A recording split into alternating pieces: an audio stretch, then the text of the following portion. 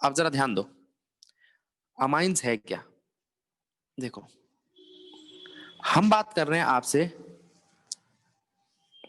Nitrogen family की, यानी कि हम अब बात करेंगे NO2 की, CN की, NC की और NH2 की। ये जुड़े किससे हैं? कार्बन की चेन से। इसे बोलते हैं नाइट्रो, जो भी हो एल्केन, इसे नाइट्राइल, आइसोनाइट्राइल और अमाइन। तो सबसे पहले हम अमाइन को ही देख लेते हैं, और अमाइन कितने तरीके के होते हैं वो देख लेते हैं, टाइप्स ऑफ अमीन। देखो, ये है आपका अमोनिया। अगर मैं अमोनिया देखूं तो वो है NH3। क्या आप उसको ऐसे लिख सकते हो? NH2H। इस H को हटा के अगर मैं R लगा दूं तो प्राइमरी अमाइन। 2H हटाकर 2R लगा दूं तो सेकेंडरी अमाइन। ठीक है। अब अगर 3H हटाकर तीनों H हटा दूं और तीनों R लगा दूं तो टर्शियरी अमाइन। ठीक, तो ये तो हुए आपके अमाइन। अब देखते हैं हम इनकी नेमिंग, क्योंकि इनकी नेमिंग थोड़ी सी अलग है। जैसे इसको देखें हम, प्राइमरी अमीन में तो कोई दिक्कत नहीं है, इसका नाम है ब्यूटेन अमाइन। अगर मैं इनकी ब्रांचिंग चालू करता हूं तो वो मेन चेन से जाके जुड़ती नहीं है। जैसे CH3 को देखूं तो ये CH3 आपका मेन चेन से जुड़ा नहीं है। किससे जुड़ा हुआ है? नाइट्रोजन से। किससे जुड़ा है?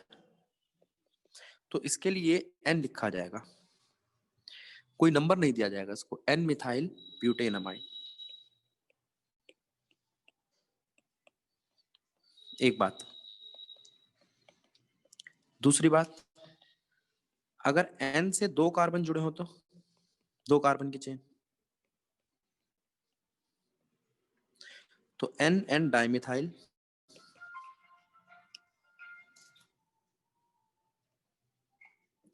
NN dimethyl ब्यूटेनमाइन।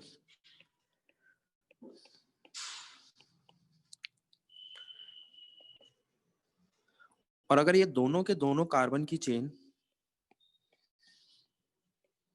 अलग अलग नंबर ऑफ कार्बन रखती हो तो N methyl, N ethyl. Alphabetically ethyl पहले लग रहा है तो आप इसको पहले लगा लो।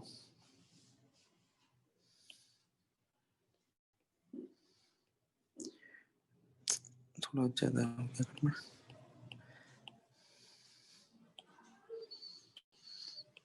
N इथाइल, N मिथाइल,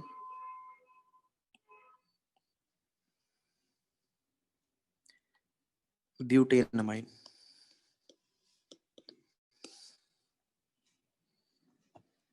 ठीक है, तो ये था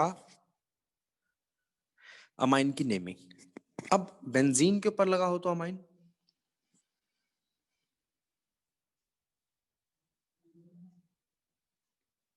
तो क्या नाम पड़ेगा? एनिलीन।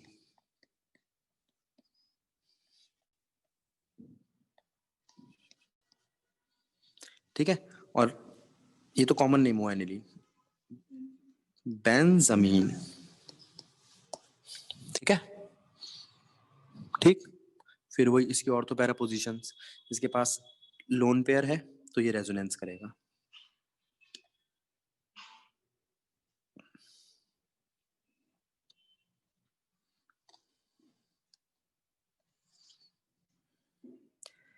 अब ये आपका काम है कि इसके रेजोनेटिंग स्ट्रक्चर बनाओ।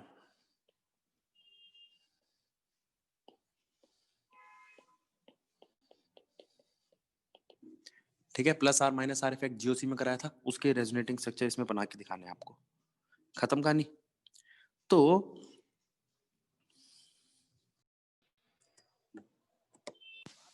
प्रिपरेशन ऑफ अमीन की, तो अमीन की नेमिंग कर ली थी हमने लास्ट क्लास में, अब हम प्रिपरेशन की बात कर रहे हैं, जरा ध्यान दो। अगर नाइट्रो ग्रुप है तो उसका रिडक्शन करके हम अमीन बना सकते हैं। रिडक्शन करने के लिए हम इस्तेमाल कर सकते हैं H2 in presence of catalyst यानी कि पैलेडियम या प्लेटिनम, और वो देगा हमें बेंजीन के ऊपर NH2।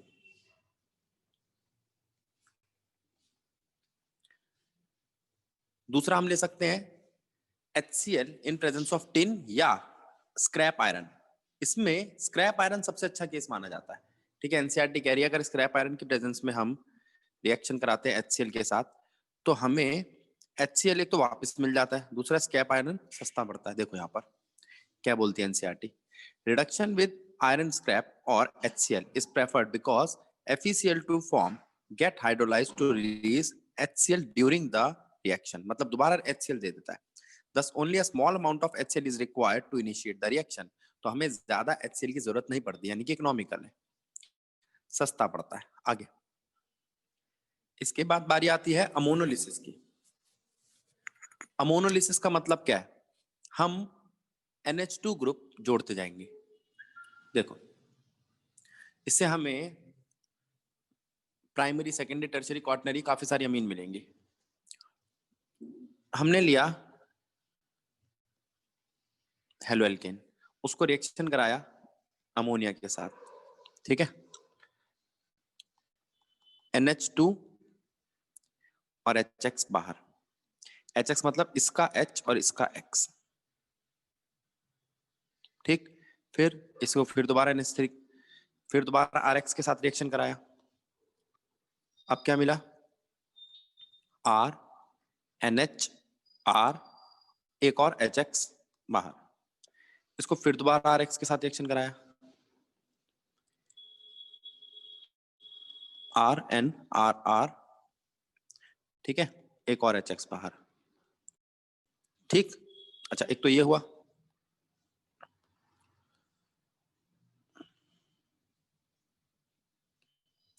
अब अगर इसको फिर दोबारा RX के साथ रिएक्ट कराए तो, अब पहली बात, पहले H को रिप्लेस करके R आ रहा था, अब H आपके H तो खत्म हो गए, तो जो ये लोन पेयर है ना, लोन पेयर, यहां पर ये पॉजिटिव R अटैक करेगा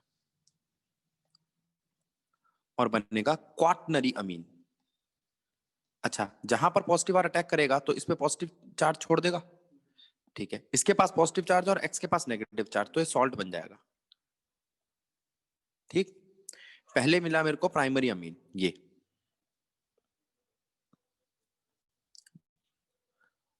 देखो,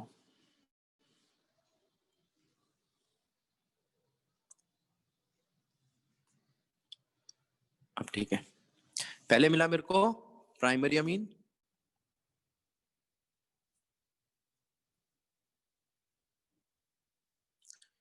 फिर मिला सेकेंडरी अमीन,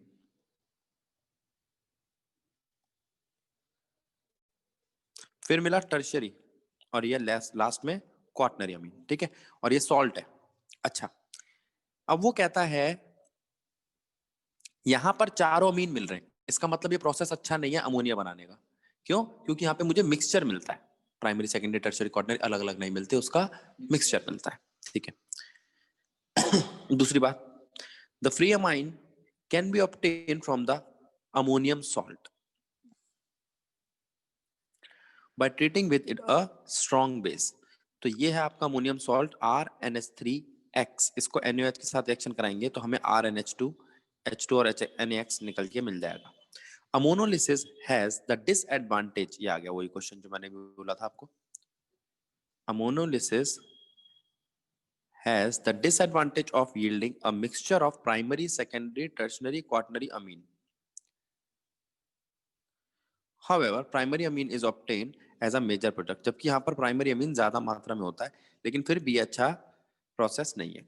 आगे, the order of reactivity of halide is I ज्यादा करेगा, Br कम और Cl और कम, ठीक है। यहाँ पर हम फ्लोराइड को अमोनोलिसिस के लिए नहीं लेते, उसकी ज्यादा इलेक्ट्रोनेगेटिविटी की वजह से। आगे रिडक्शन, अगर मैं नाइट्राइल का रिडक्शन करूं, अब जरा ध्यान देना, लिथियम एल्युमिनियम हाइड्रोक्साइड ले लो, H2 इन प्रेजेंस ऑफ निकल ले लो, या अमलगम सोडियम विद C2H5OH यानी कि इथेनॉल ले लो, आपको होगा क्या, यहां से जो H बनेंगे वो H जाएंगे दो इसके पास, दो इसके पास, और बन जाएगा RCN।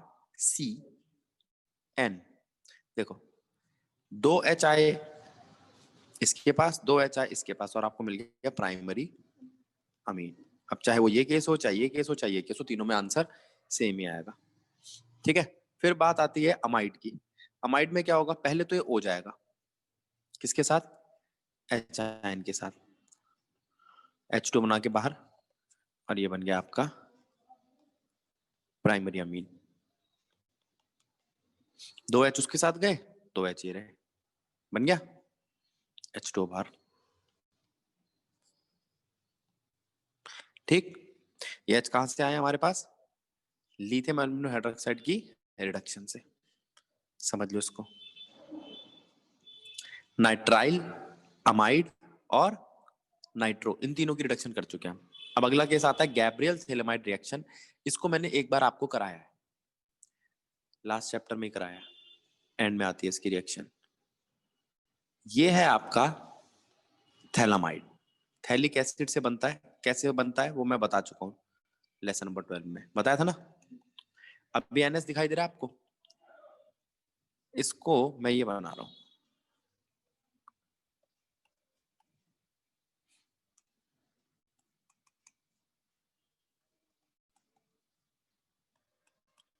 NK KOH के साथ रिएक्शन करा के, फिर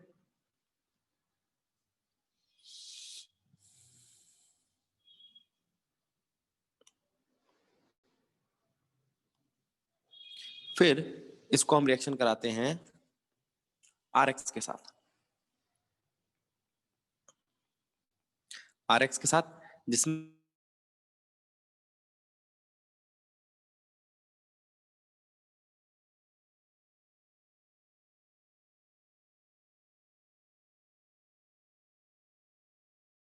NaOH के साथ। अब वो दोनों NaOH जो हैं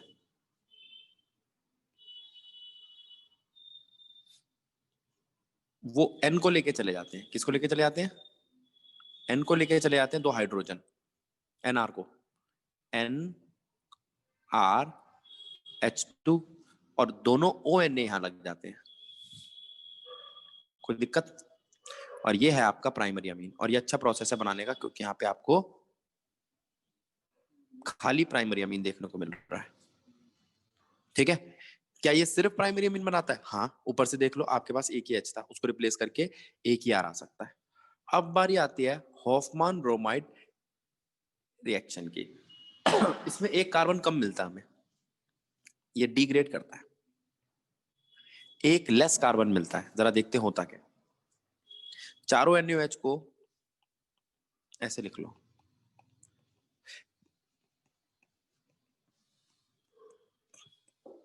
दो Na तो गए Br के साथ,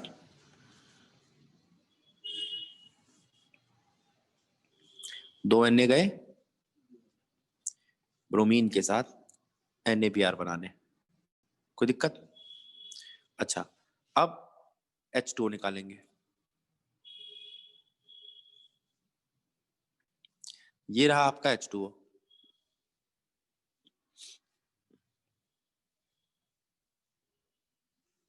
ठीक है, और Na हो जाएगा CO के साथ,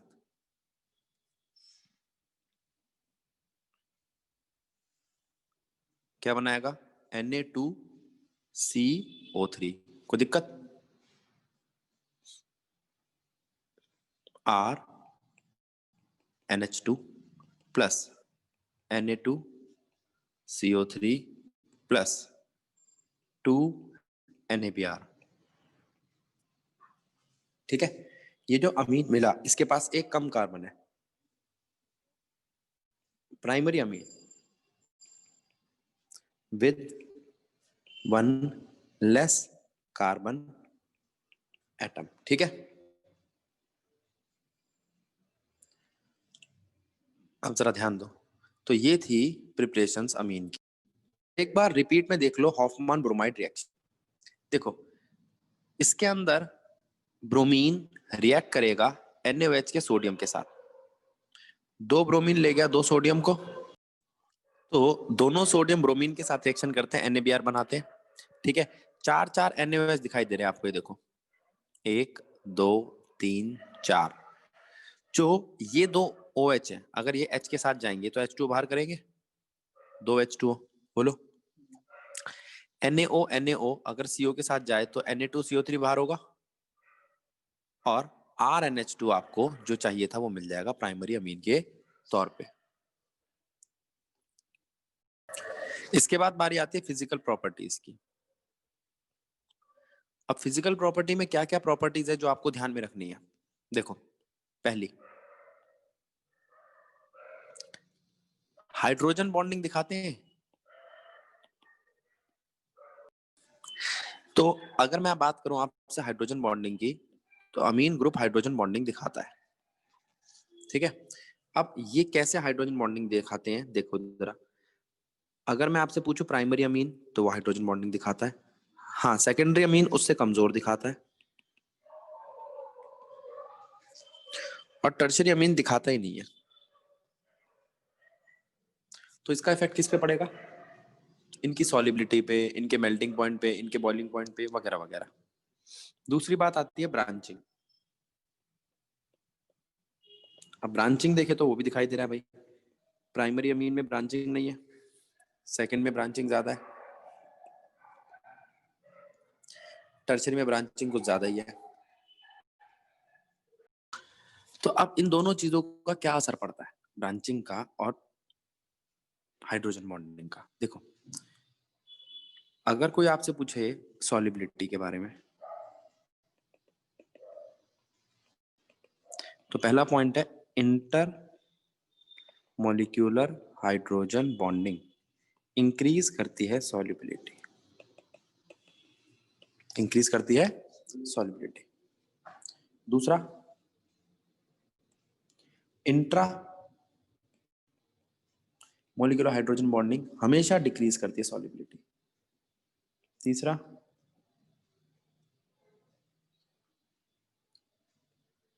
ब्रांचिंग डिक्रीज करती है सॉलिबिलिटी। चौथा, मॉलिक्यूलर मास,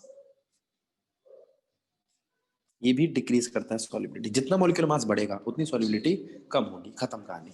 तो ये चारों पॉइंट तो हमने पहले भी देख रखे हैं, एक बार इसको यहाँ पे फिर से समझा दिया। अगर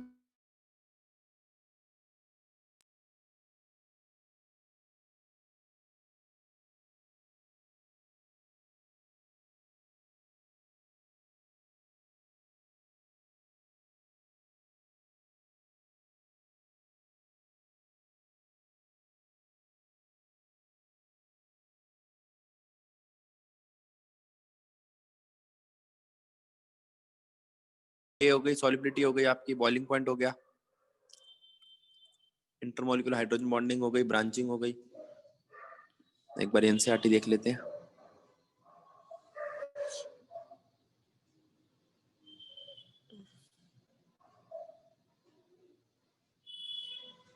ये देखो ये लिखा हाइड्रोजन बॉन्डिंग के बारे में एनसीईआरटी ने।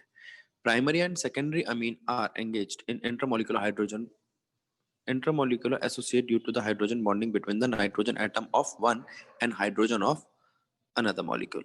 This intermolecular hydrogen bonding associate is more in primary than the secondary, वही due to presence of दो hydrogen atom। ठीक है, tertiary amine do not have intermolecular hydrogen bonding क्योंकि उनके पास H आयन नहीं है। तो इसका इम्पैक्ट किस पे पड़ेगा, बॉइलिंग पॉइंट पे। और ये रहा वो हाइड्रोजन बॉन्डिंग, ये देखो ये है हाइड्रोजन बॉन्डिंग। ठीक है,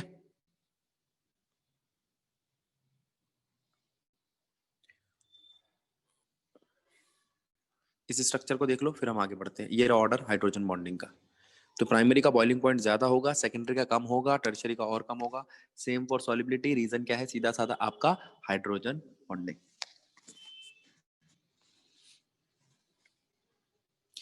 इसके बाद बारी आती है basic character.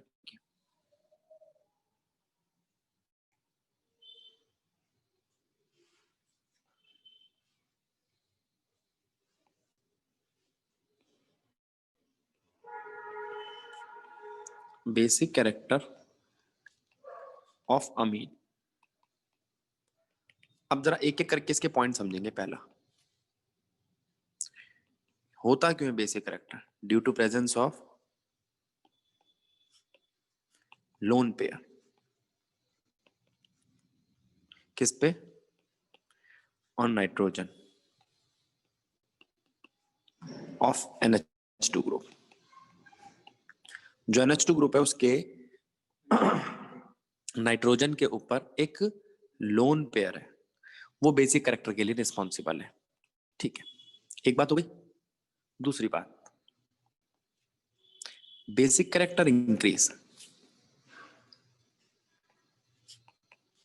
with increase in number of electron donating group, मतलब एल्काइल ग्रुप। अगर एल्काइल ग्रुप बढ़े तो बेसिक कैरेक्टर बढ़ेगा। खत्म कहानी। चलो देखते हैं। और वाइस वर्सा, मतलब इलेक्ट्रॉन डोनेटिंग ग्रुप बढ़े तो बढ़ेगा और इलेक्ट्रॉन विथड्रॉइंग ग्रुप बढ़े तो घटेगा। अब इस चैप्टर में आपको इलेक्ट्रॉन डोनेटिंग ग्रुप कौन ज्यादा दिखाई देंगे? आर, कार्बन की चेन।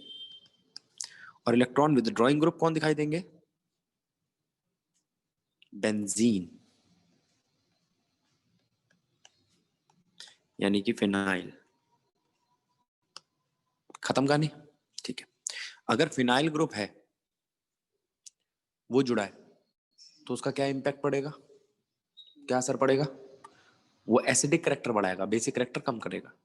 और आर ग्रुप बेसिक करेक्टर बढ़ाएगा, एसिडिक करेक्टर कम करेगा। चलो ठीक है, इस बात को देखते हैं। अब पहले तो आप इसको देखो, ये क्या है? ये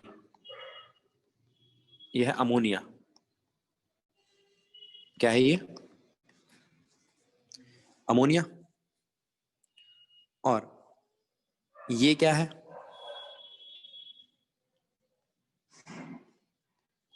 एनिलीन।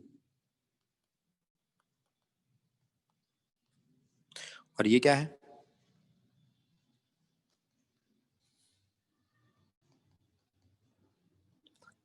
अमाइन। अब कोई आपसे पूछे अमाइन, अमोनिया और एनिलीन में से कौन ज्यादा बेसिक है? हम्म, किससे पता लगाएंगे basic character?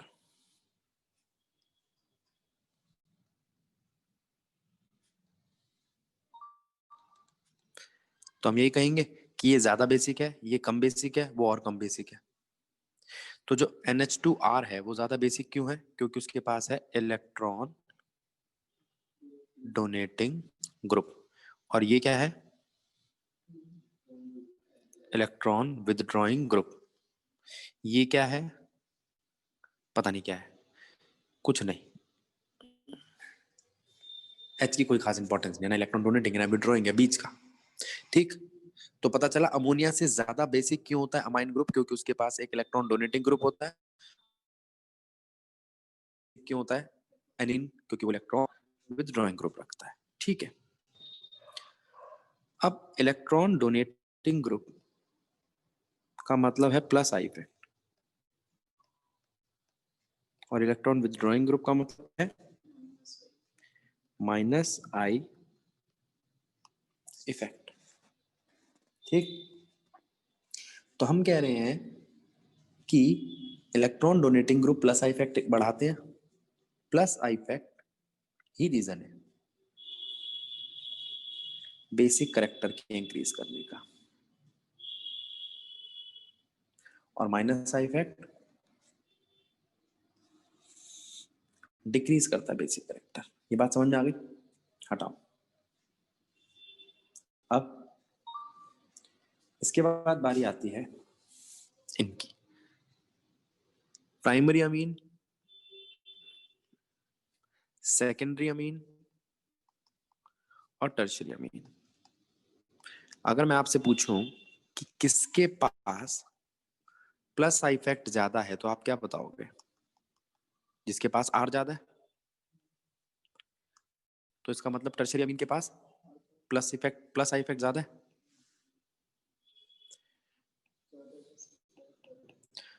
Plus I effect increase कर रहा है लेफ्ट टू राइट, ठीक है। तो इसका मतलब सीधी सीधी सी बात है, बेसिक करेक्टर भी इंक्रीज करना चाहिए। हाँ,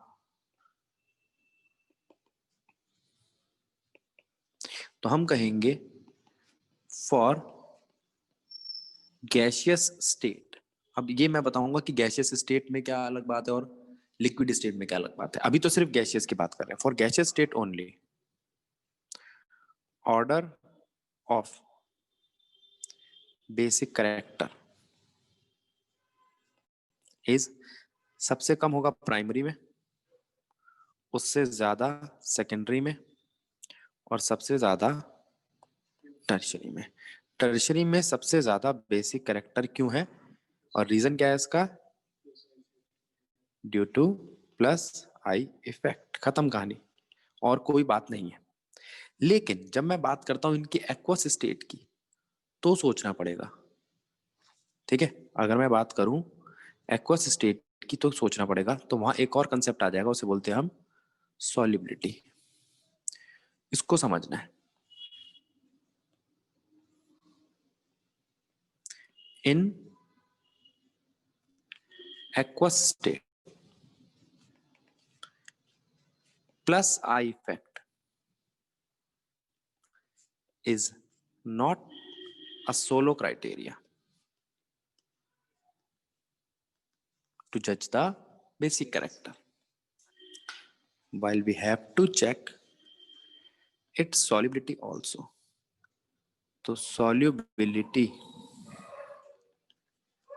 या सॉल्वेंट कैरेक्टर को भी देखना पड़ेगा। और सॉल्युबिलिटी पे कौन असर डालता है? स्टेरिक इफेक्ट, तो इसको भी देखना पड़ेगा। तो जब हम एक्वस स्टेट की बात करेंगे तो हमें तीन चीजों पे ध्यान देना है, प्लस आई इफेक्ट, सॉल्युबिलिटी और स्टेरिक इफेक्ट, ठीक है। अब सॉल्युबिलिटी पे ध्यान देते हैं। अब बात कर रहे हैं एक्वस स्टेट की। देखो एक्वस स्टेट में मैंने अभी तुम्हें बोला प्लस आई इफेक्ट, सॉल्युबिलिटी और स्टेरिक इफेक्ट, तीनों को देखना है, ठीक है। चलो देखते हैं कैसे। अब पहले मैं आपको सॉल्युबिलिटी समझा दूं।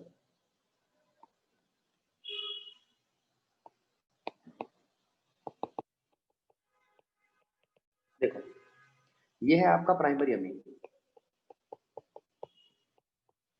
ठीक है। इसने पानी में जाते ही एक एच आयन को अपनी तरफ ले लिया, लोन पेयर थे इसके पास, पॉजिटिव आयन बन गया। अच्छा एच आयन लेने वाला बेस होता है, हाँ। अब इस वाले को देखो, ये है सेकेंडरी अमीन, इसने भी एक एच आयन को अपनी तरफ ले लिया, और यह है टर्शियरी अमीन, ठीक। अब मेरे को एक बात बताओ, किसके पास नंबर ऑफ एच आयन ज्यादा है? प्राइमरी के पास, सेकेंडरी के पास, या टर्शियरी के पास? जिसके पास एच आयन ज्यादा उसके पास हाइड्रोजन बॉन्डिंग की पॉसिबिलिटी ज्यादा होगी, ठीक है। तो उसके पास सॉल्युबिलिटी भी ज्यादा होगी। तो इसके पास नंबर ऑफ एच आयन ज्यादा है तो इसकी सॉल्युबिलिटी ज्यादा है, इसकी कम और इसकी सबसे कम। तो सॉल्युबिलिटी इधर जाते वक्त डिक्रीज कर रही है, कोई दिक्कत? प्राइमरी पे ज्यादा है, सेकेंडरी पे कम, टर्शियरी पे बहुत कम, ठीक है। अब बेसिक कैरेक्टर की अगर मैं आपसे बात करूं, पहला point, basic character increase with increase in I effect, plus I effect. अगर प्लस आई इफेक्ट इंक्रीज किया तो बेसिक कैरेक्टर खत्म करेंगे। दूसरी बात, basic character increase with increase in solubility. तो बेसिक कैरेक्टर इंक्रीज करता है प्लस आई इफेक्ट के साथ, बेसिक कैरेक्टर इंक्रीज करता है सॉल्युबिलिटी के साथ, लेकिन ये दोनों उल्टे हैं।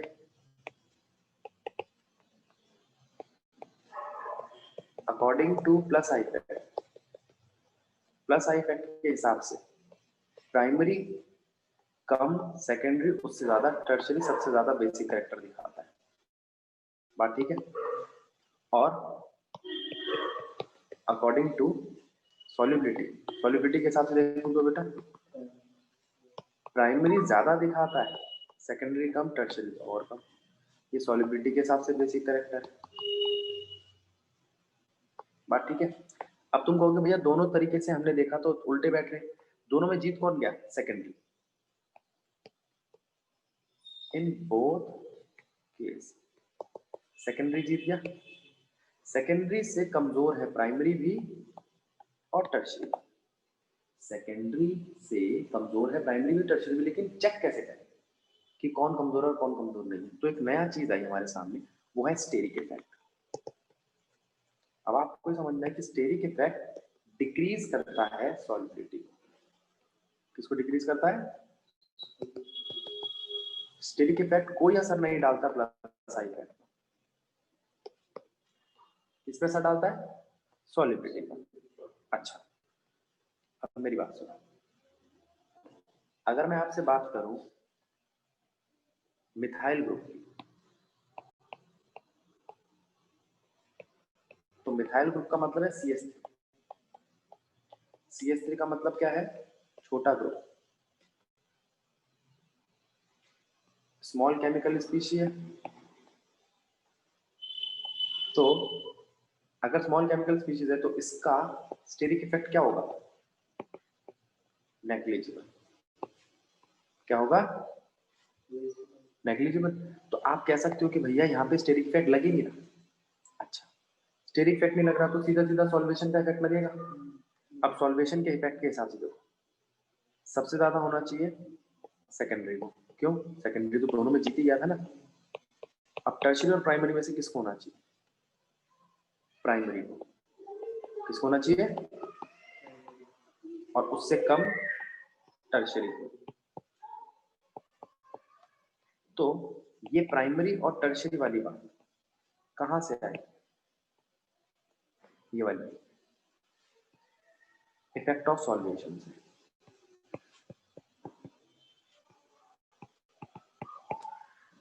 ठीक है, किससे आई? नहीं आई, किससे?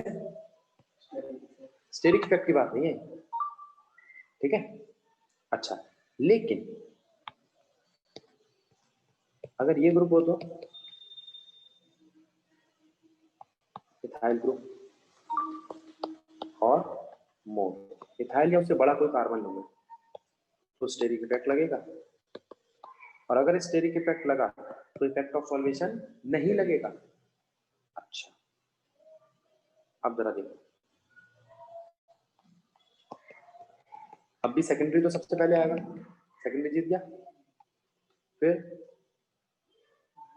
टर्शियरी आएगा। टर्शियरी किसके हिसाब से आया? स्टेरिक इफेक्ट, और उसने स्टेरिक इफेक्ट ने सॉल्वेशन को रोक दिया, तो कौन सा इफेक्ट अनाउंस कर गया? I effect.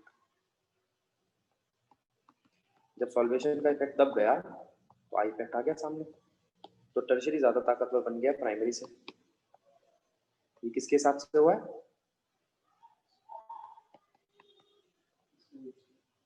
और आई इफेक्ट को किसने एक्टिवेट किया? स्टेरिक इफेक्ट ने, क्योंकि स्टेरिक इफेक्ट ने रोक दिया इफेक्ट ऑफ सॉल्वेशन को। ठीक है, तो आपको ध्यान क्या रखना है यहाँ पर? फॉर मिथाइल बेसिक कैरेक्टर किसका चलेगा? पहले सेकेंडरी, फिर प्राइमरी और फिर टर्शियरी। और for ethyl and above, ethyl group या उससे बड़ा, तो उसके लिए क्या चलेगा? सेकेंडरी, फिर टर्शियरी, फिर प्राइमरी। याद रखिए बात। ठीक है, अब एक चीज और ध्यान दो,